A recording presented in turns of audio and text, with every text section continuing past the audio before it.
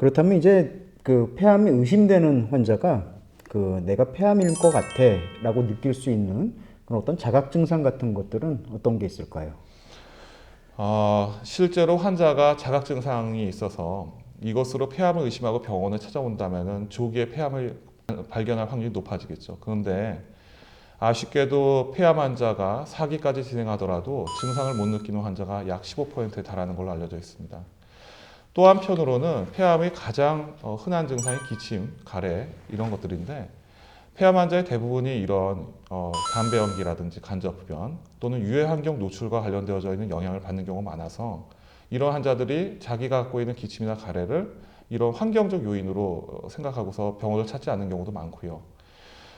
또 폐암이 진행해서 음성의 변화가 온다든지 흉통이 온다든지 또는 숨찬 증상이 생긴다든지 또는 뼈의 통증을 느낀다든지 여러 가지 증상이 생길 수는 있는데 이런 증상이 이미 발생한 다음에 온다는 것은 폐를 벗어나서 이미 병이 진행됐다는 것을 예상하기 때문에 자각 증상만으로 환자가 병원을 찾아와서 조기에 폐암을 진단받기는 대단히 어렵다. 이렇게 말씀드릴 수 있을 것 같습니다.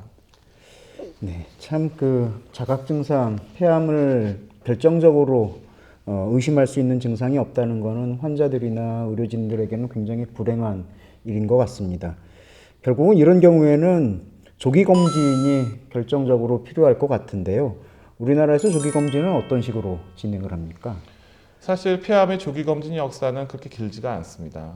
과거부터 조기 검진을 시행하는 것이 과연 폐암의 사망률을 줄일 것인가에 대한 논란의 여지가 있었고요. 실제로 조기 검진을 시행하지 않고 있는 나라들이 더 많습니다.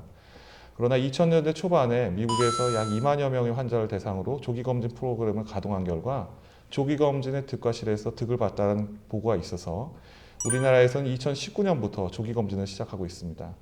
조기 검진의 방법은 저선양 가슴 CT를 이용하는 것인데요. 단순 가슴 엑스레이 사진으로는 충분한 효과를 볼 수 없기 때문입니다. 그런데 이 저선양 가슴 CT도 또 다른 문제를 갖고 있습니다. 저선양 가슴 CT라는 것은 통상적인 CT에 비해 방사선 노출량을 수분의 1로 줄인 것인데요. 그럼에도 불구하고 이 저선양 가슴 CT를 찍게 되면 1년치 자연 방사능을 한 번에 맞는다는 것입니다. 방사선은 역시 대표적으로 바람에 영향을 주는 그런 요소인데요. 저선양 가슴 CT를 찍게 됨으로써 폐암이 새로 발생될 확률이 2000분의 1 정도 늘어난다고 합니다. 그러니 저선양 가슴 CT를 모든 사람에게 찍는 것이 아니라 저선양 가슴 CT를 통해서 득이 되어지고 방사선 노출에 대한 어떤 우려가 그 실이 더 적은 환자를 대상으로 해야 되겠죠. 그래서 우리나라에서는 만 54세부터 74세까지 담배를 하루에 한 갑씩 30년 이상 핀 고위험군 환자를 대상으로 저선양 CT를 2년에 한 번씩 찍도록 폐암 조기 검진 시스템을 운영하고 있습니다.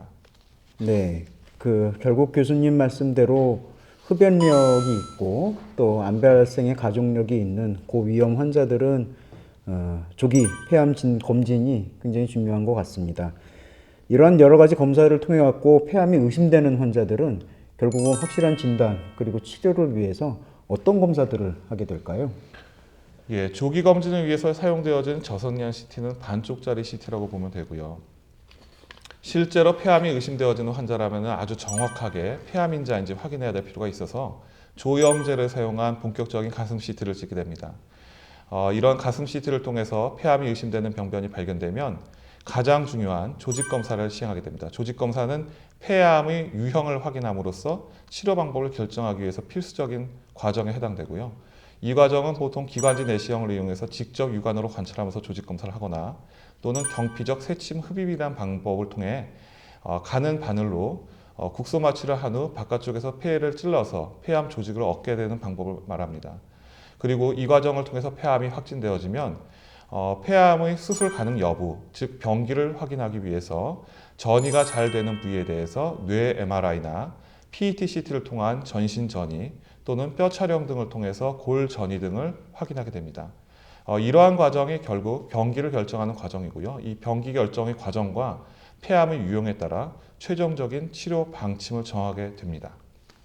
네, 유경민 교수님, 네. 제가 지금까지 이제 폐암의 어떤 진단 과정에 필요한 검사에 대해서 말씀을 드렸는데요.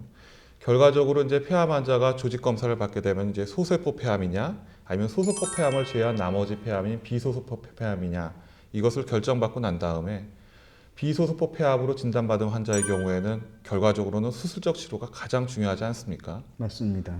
그렇다면은 유경민 교수님께서 이러한 환자들에 대해서 수술적 치료의 어떤 원칙과 그리고 우리 병원에서 시행하는 어떤 수술적 치료의 어떤 특징, 장점에 대해서 한번 말씀을 해주실 수 있을 것 같은데요. 네, 뭐 일단 그 두 가지에서 말씀을 드립니다. 첫 번째로는 일반적인 폐암 수술의 원칙에 대해서 말씀을 드릴 텐데요. 폐암 수술이 가능한가에 대한 판단은 크게 두 가지를 고려해서 결정을 합니다. 첫 번째는 폐암을 포함한 폐 절제를 완벽하게 완전 절제를 할 수 있는가에 대한 판단을 하게 되겠고, 두 번째로는 환자가 수술을 버틸 수 있는가, 즉 폐 기능이라든지 심장 기능 상태가 수술에 적합한가에 대한 판단을 하게 됩니다.